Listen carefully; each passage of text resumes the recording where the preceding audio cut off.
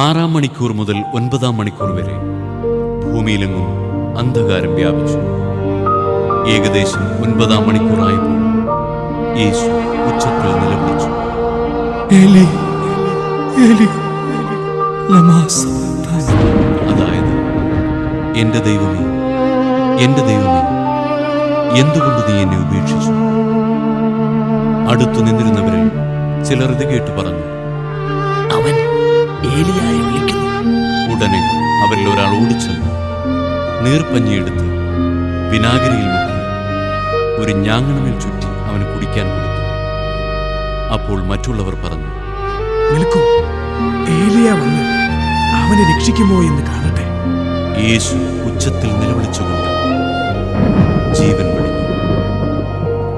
അപ്പോൾ ദേവാലയത്തിലെ തിരശ്ശീല മുകൾ മുതൽ താഴെ രണ്ടായി കീറി. ഭൂമി കുലുങ്ങി, പാറകൾ പിളർന്നു, ശവകുടീരങ്ങൾ തുറക്കപ്പെട്ടു. നിദ്ര പ്രാപിച്ചിരുന്ന പല വിശുദ്ധന്മാരുടെയും ശരീരങ്ങൾ ഉയർപ്പിച്ചു.